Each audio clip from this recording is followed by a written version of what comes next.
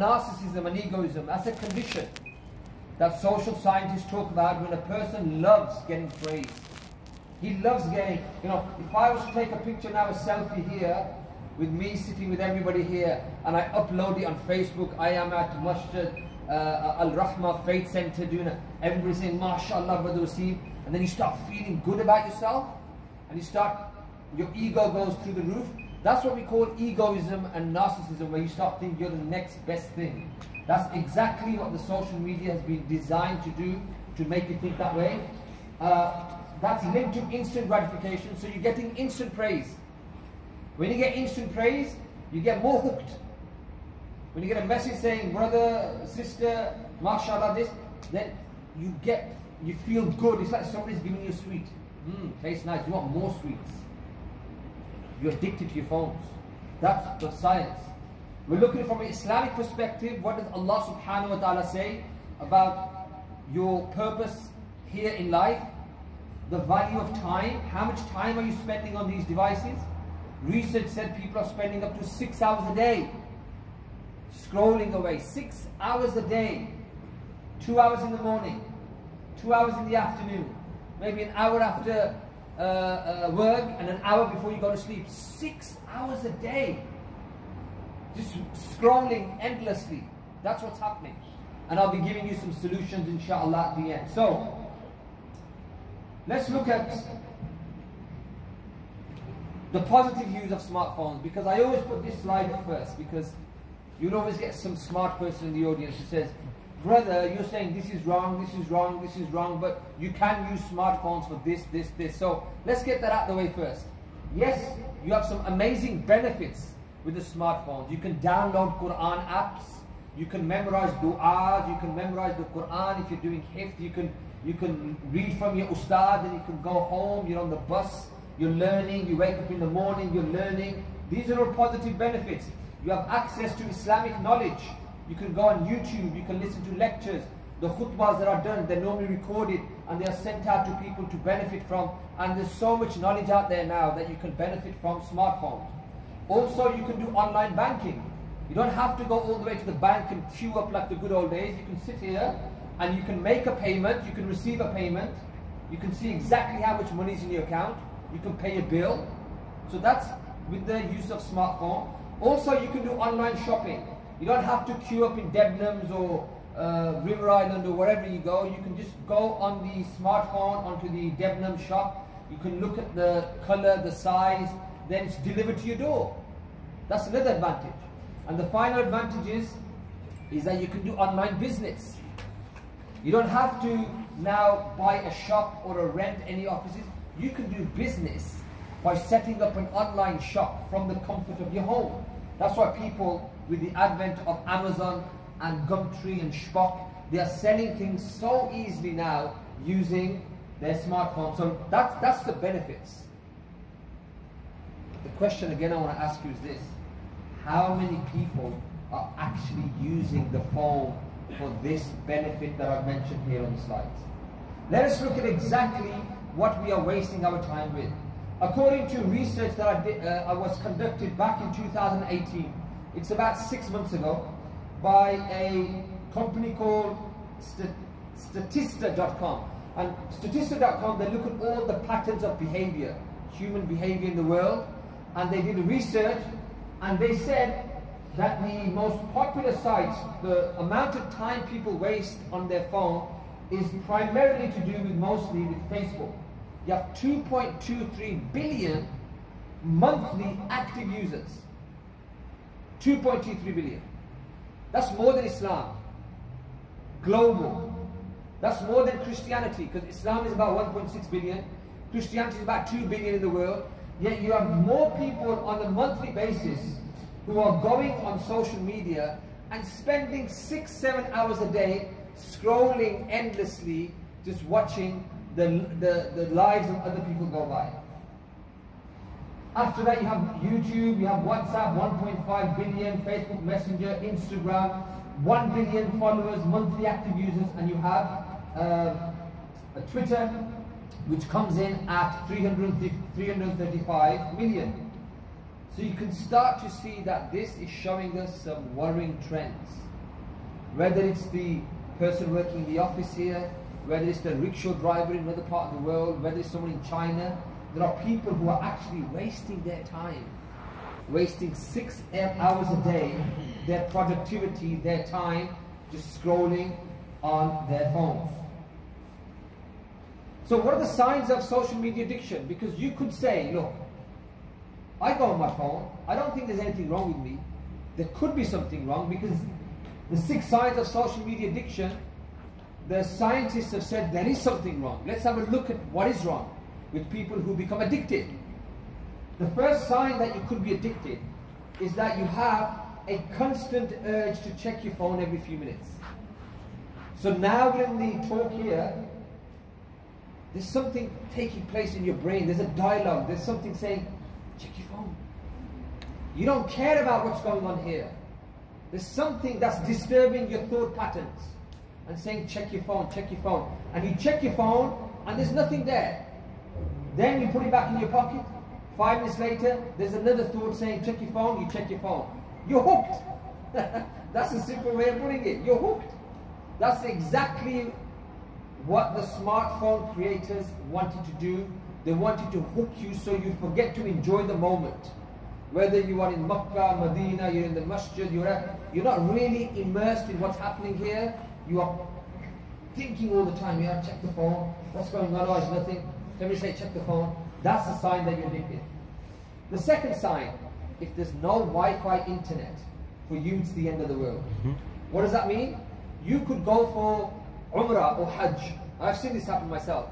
People are go past the miqat and they're in the state of ihram, and what happens is that they have no Wi-Fi because they go from the UK, and when they get to their hotels and they're in the state of ihram, they should really be saying, okay, let's go to the room, put the suitcase, now let's go to the haram. They're doing the talbiyah, labbaik, Allahumma labbaik, labbaik, la sharika laka labbaik. That's what should be happening. What is happening? People in the state of ihram, they make a rush to the reception of the hotel and say, please, please give me the Wi-Fi password. I want to check my messages. I have been without internet for 6, 7, 8 hours whilst I've been traveling. I need the Wi-Fi. So the Wi-Fi has more precedence in your minds than the house of Allah, which is just outside. It's only 2 minutes outside. That is a sign again that you are addicted. The third sign is that you have to go on the internet, social media, and you have to announce every 20 minutes what you're doing. And you see people like that post every 10 minutes on Instagram, having a cup of tea, going to the shopping, with my car, with my friends. You have to announce to people what you're doing. That means you're addicted because you're looking for a response. And we'll talk about that later. The fourth one is you wake up in the middle of the night to check your phone. SubhanAllah. So we have people, the last thing they do is that they're doing this. And when they go to sleep, they put the phone under the pillow. And the first thing they do when they get out of bed is they take it out from under the pillow and they carry on. And it's messing up the brain, because the brain, what you are doing, you're plugging yourself up into a system where as soon as you wake up, your brain is taking in all the emotion of what you're seeing, and it's messing up your day. You pick it up, you see some news, you hear Donald Trump's latest speech, you're like, oh my God, is this guy for real? And you start off on the bad note. You don't start off saying Alhamdulillah. You get out, you do wudu, freshen up, you stay in your phone, you're like, ah. So that's another sign. The fifth one is that you secretly spend hours during work on social media. That's a break of amana, break of trust. Wherever you're working, you're supposed to be working, you secretly sneak in some time because you're addicted. And you know there's a strong possibility that you may get the sack. But you're willing to overcome this because your brain is telling you, don't worry, take the gamble, take the risk. And the final one is you are anxiously waiting to see how many likes you get. So anytime you upload something, you're waiting to see how many likes. If your picture doesn't perform as well as you like, you start feeling sad. Oh, I've only got 3 likes. Let's take it off. That's a sign that you are addicted. So let us look at it from a a student's perspective first. There was some research that was done in Harrisburg University in 2010 to see how it affects youngsters' concentration levels. So the youngsters who go to university, they were told to give up Facebook for 1 week because they were feeling stressed. So the researchers said, just give up Facebook for 1 week, you tell us how you feel. And the results are right in front of you. After 1 week, the survey found that 25% of students, they reported better concentration in the classrooms. And 23% said that they found the lectures more interesting, more stimulating, more engaging. So what do you think is happening when we have people in talks and they're sitting there and they're going on their phone, or they're in universities, or they're in lectures? Do you really think that they're taking in the information? No. They're lacking that concentration. Another piece of research stated that if you were doing some work, like I'm doing some work now on my keyboard, I'm doing a very important email, and then I can't help myself, I put my hand in my pocket, I take out my phone, I just want to check Facebook and Twitter and Snapchat, whatever else it is, and the research says it will take you at least 20 minutes to recalibrate your brain. Where were you? What was I doing? What was I doing? What was the sentence I was going to write? I was in the flow before. I was in the everything, all the words were coming out. Now I went on this, and it takes you 20 minutes. Can you imagine the lack of productivity every day where you could be working so amazingly well, but because you are destroying yourselves, hijacking yourselves, then this is what's happening. What about depression? Because people think, see, when I began the talk, people thought it's harmless fun. No, it's not harmless. You are becoming depressed as well. Or when I say you, I mean the audience, the people outside, they also become depressed. So let us look at some of the research that was done in 2014, the Journal of Social and Clinical Psychology. It was a paper that was presented, and they said that the top 3 diagnoses on university campuses were what? Linked to stress, anxiety and depression. And they were to do with not with student fees and where am I going to get the money for my books. And no, it was stress because of Facebook, depression because of Instagram, anxiety because of Snapchat. And looking at this research, it really makes me wonder. These are your next generation of doctors, engineers, accountants, lawyers. What kind of society is going to be functioning if they are already stressed and anxious and depressed? Because they're saying, oh, I'm not getting many likes, my assignment work is piling up, I've been on Facebook all night, I am tired.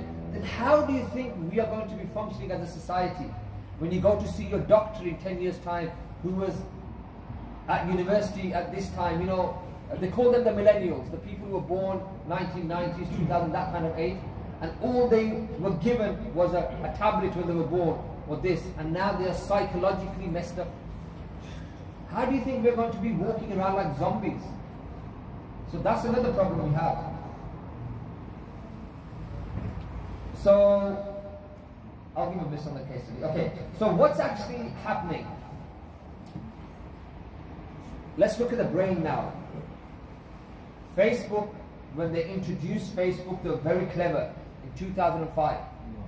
Sean Parker, who was the founding president of Facebook, he admitted that Facebook doesn't unite you, it was created to distract you.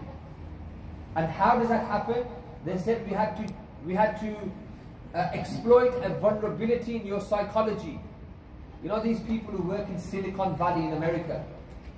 You know, I don't know if you saw Imran Khan's trip to America. He was sitting next to Donald Trump. Donald Trump was really blowing his trumpet. Oh, we are doing this, America is doing great. And in reality it is. You have to, because all the Facebook and Twitter and Instagram, Saudi Arabia doesn't make it, Pakistan doesn't make it, India doesn't make it, Russia doesn't make it. There's a place called Silicon Valley in America where the engineers are thinking, how are we going to dominate the world? And they created Facebook and Twitter and Instagram and Snapchat and all these things. So going back to Facebook, the founding president who's left, he said, the way we hook you all in is that every time you get a like or a share, we give you a dopamine hit in your brain. There's an area of the brain which is called the area where the reward and pleasure system, and whenever you get a like, it's like somebody gives you a sweet. You feel happy. Your brain gets it's almost like they compare it to cocaine. The people who take drugs, they only get a momentarily pleasure, and then they are looking for the next quick fix, and they are stealing money, and their life goes downhill. Same way Facebook was created, that you are looking for your next fix. You are looking for your next like and comment and share, and when you get that, you feel good. So we have a quick look now. It's to do with the part of the brain which is to do with instant gratification. What does that mean? Straight away you get a buzz. Somebody praises you, you feel happy, you light up, you become addicted. So what's dopamine then? Let's have a look at this quite closely, especially the youngsters, because this is the way they're brainwashing, or they're making our youngsters just lose sense of time and everything else. They're making you addicted. How? Is that all these games that you play, and for the older people, if you go on Facebook and everything, every time you get a reward when you're playing a great game, it triggers dopamine in your brain. So you want to get more and more and more. Yeah, so even the game you play, you have to break that box, you get a reward, you feel good, yes, yes, yes. You're getting a lot of dopamine pump. And when your mom says, come on son, the food's ready. Okay mommy, I'm coming in 5 minutes. Then 10 minutes later, son, your food's ready. No, mom, 5 more minutes. And then when your mother comes back in half an hour, and she says, the food's gone cold, then you become angry. Why are you disturbing me? Let me play. You become addicted. The dopamine is not allowing you to even leave your room. You're stuck in front of the screen like this. That's exactly how they have you hardwired. So, one game, you have Fortnite for the youngsters. It has more than 125 million users. I made this presentation in October last year. Maybe it's got 150 million users now. And if you look at the way the game is made, they're very clever. What they've done is that they've tapped into the dopamine level of the youngsters. Let me give you 3 examples. The first example is that they give you the choice of choosing whichever character you want to choose. So automatically that pumps dopamine in your brain, you feel happy. Yes, I can choose this man, this woman, you can wear these clothes, I can have this weapon, I can have this gun. You start feeling in control. Dopamine hits. You're addicted. Second one is what? Is when you are playing against each other and your friends, you are in competitive mode. Something to talk about when you go back to school on Monday. Hussein, when you were playing with me, did you see the way I was shooting everyone? Yeah, you're really good. More dopamine is pumped in your brain. You don't want to come off the screen. And the final one is this, that throughout each level, they strategically, they place boxes where you have to break the boxes and you are waiting, anticipating what is behind each box. Oh, it's a gun. It's more life, it's more power, and you get a dopamine rush. That's exactly how they tap you into these kind of games. So what's the side effects of gaming? Because you might be thinking, what's wrong with gaming? My son just sits there and plays a game, he doesn't do anything wrong. The World Health Organization, WHO, they have classified gaming disorder as a mental health condition. Yeah? So when your child is 15, 20 and he acts like a Jackie Potato, because he hasn't been going out there and running and playing and just like been playing, and then he's like, we have ourselves to blame. Because they are slowly, mentally, they are not going to be developing and growing. That's why whenever I go to places, like I go to Pakistan quite a lot. If you go to other places, Africa, Arabia, Middle East, wherever you're from, you'll find that the kids are more sharper. Why? because they are allowed to, at the age of 3 or 4, to run around and play, to develop, to pick up, to touch, to make, to feel. I have 3-year-olds in Pakistan who come up picking snails and saying, yeah, and throwing them. We have 10-year-olds here saying, snail. Because they sit on the sofa and all they're doing, they can't develop. So what's happening is we are creating a society where you become like a couch potato, and the World Health Organization said it's a mental health condition that we are developing. Second, we have people who have been going on games, they're spending them, especially the holidays now, 10 to 15 hours a day. 10 to 15 hours a day. Can you imagine your son or daughter 15 hours a day glued to the screen? That's a worrying issue. And the worst one is that it conditions you over time. What does that mean?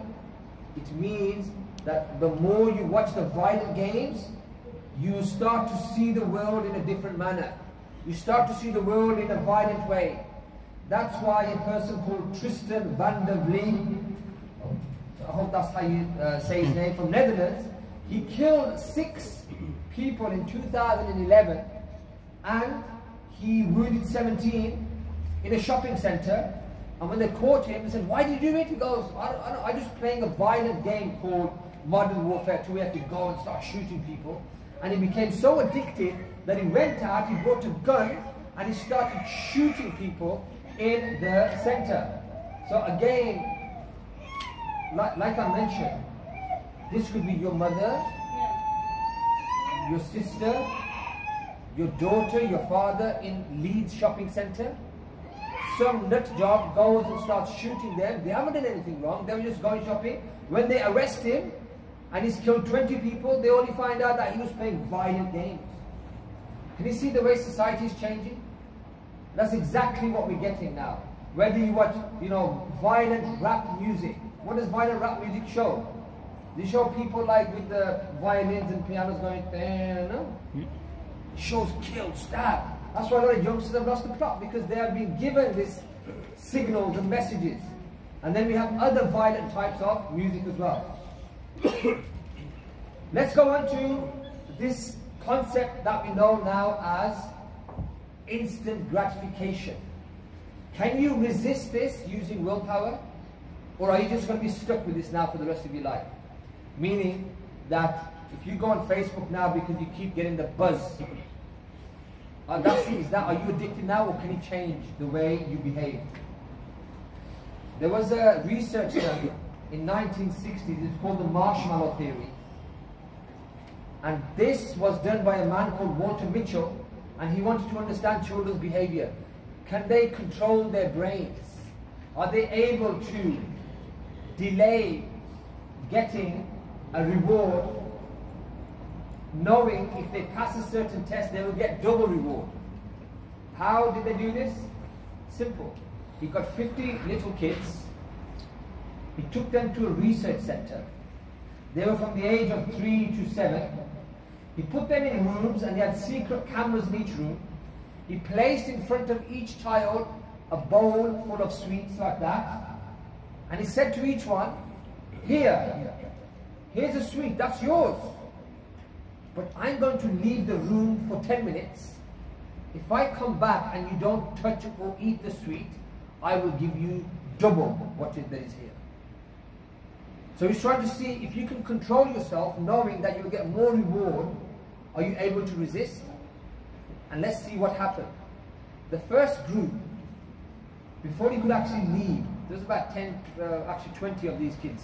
Before they even turned around and walking back, they picked up a sweet and they gobbled it up. They couldn't control themselves. They said, we don't care if you give us 2,000. We can't resist. They wanted instant gratification. The second group, they waited till he went. They didn't realize there were hidden cameras. And they picked up the sweet and they licked it. And they put it back. Who's going to know?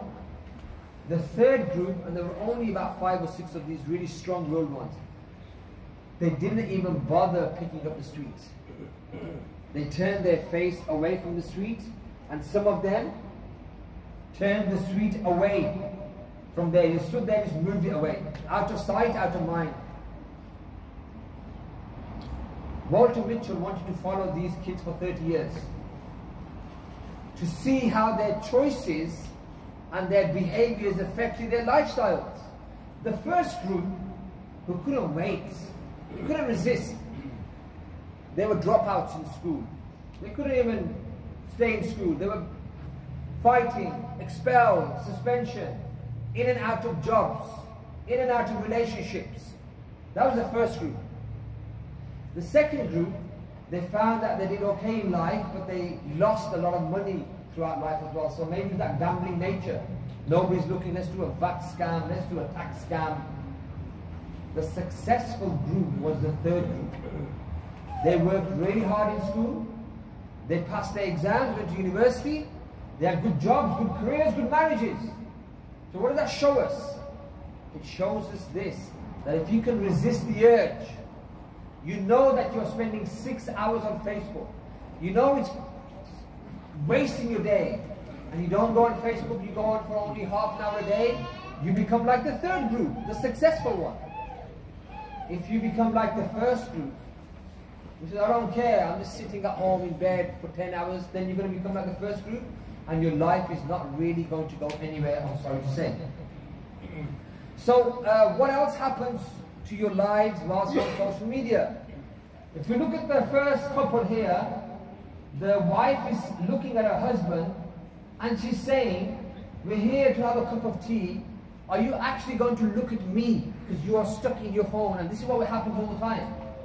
Sometimes the wife is on the phone, the husband is saying, look at me, talk to me. Sometimes the husband is on the phone, and the wife is saying, look at me. Sometimes the husband and wife are talking to the kids, and the kids are on the phones. We've lost the art of communication. The Prophet ﷺ, when he was talking to somebody, and somebody called him, he would turn his full body, and he would look at the person. It's from akhlaq, manners. We don't even look at anyone anymore. We're just looking down. Yes, brother, what did you say? Yeah, I hear what you're saying. Yeah, I know. The second issue is that lady holding the pillow. What do you think is happening to her? She's feeling jealous. She's seeing the picture of her best friend Jennifer in Miami and Florida and whatever. And she's looking at her life and saying, my life stinks. Look what I've got. I'm living here in Leeds or Birmingham or whatever. My friends are traveling the world, and look at my life. And you begin to start feeling insecure about yourself. You start getting negative emotions. And this man at the bottom, he's finding difficulty going to sleep, because the light that's emitted reduces the level of melatonin, which is the natural chemical that Allah has created in your brain. And this melatonin goes up as you're about to go to sleep. When it gets dark, melatonin comes up, getting you ready to go to sleep. Or when you get your gadgets out and you do that, that light that goes on, it reduces the level of melatonin, and you are going to be tossing and turning in bed, and you're going to wake up the next morning groggy, tired, sluggish. That's what's happening to you because of social media. Also, there was some research that was done in Sweden's largest Facebook study in 2012, and they said that the more you're on Facebook, the less self-esteem you will have. And I was talking to somebody here earlier on. They said that they used to be on Facebook 3 or 4 years ago. As soon as they went on Facebook after a year, it's like they had a spring in their step. They felt good about themselves. Because that's what's happening to you. When you're on Facebook, you're looking at other people's lives, you don't start feeling good about yourself. You start feeling good about the number of likes that you get. He's got 50 likes, I only get 3 likes, I get 6 likes. You start judging yourself. Come off Facebook. That's why that man is there, he's depressed. Because everything has gotten on top of him, his family, his work, his studies. He's been going on the phone now, he's cracking up. So what's narcissism?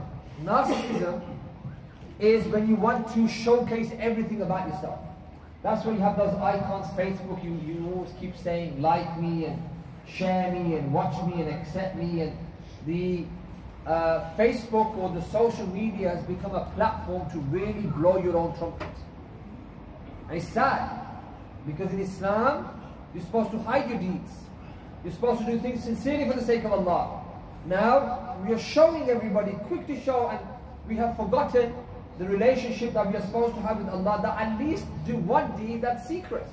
Everything's, I'm standing up now, it's 3 o'clock in the morning, I'm praying tahajjud. MashaAllah. Picture, selfie. I am now praying, I am keeping my 6 siyam for Shawwal. MashaAllah. Everything which is supposed to be between you and your Lord is now on Facebook. Egoism. I've given this money to charity, may Allah accept it from me. You had Ibrahim alayhi salam and Ismail alayhi salam, and they are making the most iconic building that millions, in fact billions in the future will visit. That's the Kaaba. And as they are making it, they are doing the dua, رَبَّنَا تَقَبَّلْ مِنَّا إِنَّكَ أَنْتَ السَّمِيعُ الْعَلِيمُ. Oh Allah, accept it from us, because if you don't accept it, it's all over. You are the one who hears. You have knowledge, accept it from us. They're not saying, oh Ismail, we're going to be legends. We're leaving a legacy. Oh no. Nowadays on Facebook, you got one person doing a good deed, and they put down, I'm going to leave a legacy. I made a hand pump, I'm going to leave a legacy. What are you? This is not from Islam. إِنَّمَا الْأَعْمَالُ بِالنِّيَّاتِ وَإِنَّمَا لِكُلِّ امْرِئٍ مَا نَوَى. The Messenger sallallahu alaihi wasallam, that's why he mentioned this, that every intention is judged by your actions. Actions are judged by your intentions, and you will get that what you intended. So that's very important. Don't become a narcissist. Nicholas Carr did some research, and he said, as we get more information about other people, we tend to like them less, not more. So at the beginning, when you're on Facebook and you see your best friend saying, my new car, my new tie, my new trousers, my new belt, you're saying mashallah, mashallah, mashallah. Then later on you're saying, yeah, this guy's full of himself. This guy is just, oof.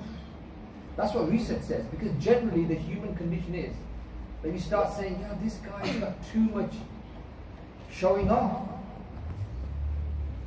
And this is exactly what's happening between people, the relationships. People are getting jealous now. If the brothers of Yusuf alayhi salam, were willing to throw their brother into the well because of jealousy, then are you telling me when you put up all your pictures on Facebook showing how great you are, people are saying, mashallah? No. Deep down they're saying, who does he think he is? Poser, show up. They don't like you. Deep down they build an envy for you. Habil and Qabil, Adam's 2 sons. One killed the other because one was getting his du'as and his sacrifice accepted. The other one said, who does he think he is? So every time you show your picture of an Umrah, Hajj, people are saying, who does he think he is, man? They start hating you. That's why you have this meme of Mr. Scarface. That's very common. And why is it common? Because when the narcissist doesn't get the praise from the people, he starts attacking on Facebook with these type of memes.